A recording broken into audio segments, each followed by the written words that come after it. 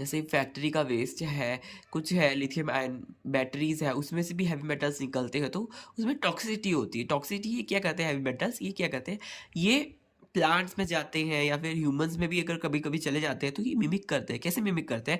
Essential metals की तरह mimic करते हैं। जैसे कैल्शियम हो गया, कैल्शियम का तो बहुत इंपॉर्टेंट रोल है हमारे इसमें, तो चैनल की ओपनिंग करवाने में भी क्या कहते हैं, मदद करता है। स्टोमेटा में भी मदद करता है, स्टोमेटा की ओपनिंग में प्लांट्स में मदद करता है। तो मैग्नीशियम का भी इंपॉर्टेंट रोल है, क्लोरोफिल का बीच का जो पोर्शन होता है वो मैग्नीशियम होता है। तो एसेंशियल जो एलिमेंट्स है उसकी तरह हेवी मेटल काम करते हैं प्लांट्स में।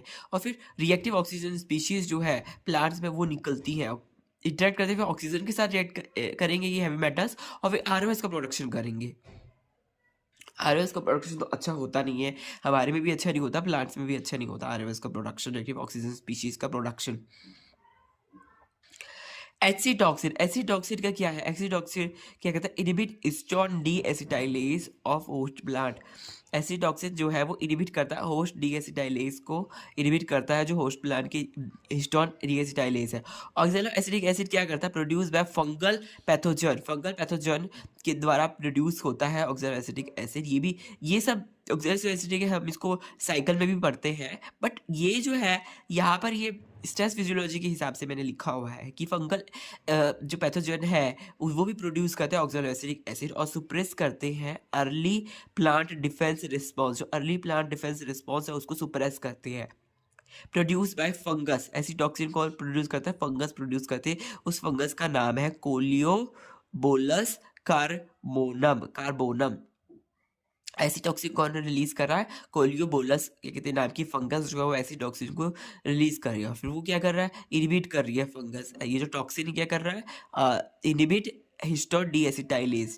एसिटाइलेज जो है, डी एसिटाइलेज जो है बेसिकली क्या करता है, एसिटाइल ग्रुप को हटाता है। एसिटाइल का ग्रुप का हटना भी इंपॉर्टेंट है, यहाँ पे मॉलिक्यूलर बायोलॉजी आ गई।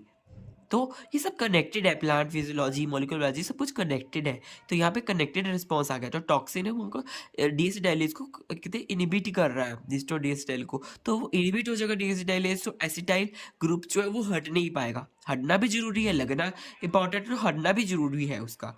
तो रेगुलेशन इंपॉर्टेंट है, तो रेगुलेशन खराब हो रहा है इसकी टॉक्सिक की वजह से होस्ट प्लांट में, तो फिर कोई ना कोई उसमें हमारे को डिजीज़ देखने को मिलेगी। जब ऐसा कोई रिस्पॉन्स देखने को मिलेगा तो उसकी डिजीज़ देखने को मिलेगी, जो टॉक्सिन की मदद से वजह से, सॉरी मदद मदद क्या, तो खराब है ना इसकी वजह से। ऑक्जेलिक प्रोड्यूस बाय, और ऑक्जेलिक फंगल पैथोजन है, फिर ऑक्जेलिक एसिड जो है उसको भी प्रोड्यूस करता है और सुप्रेस करता है प्लांट डिफेंस रिस्पॉन्स को। हाँ,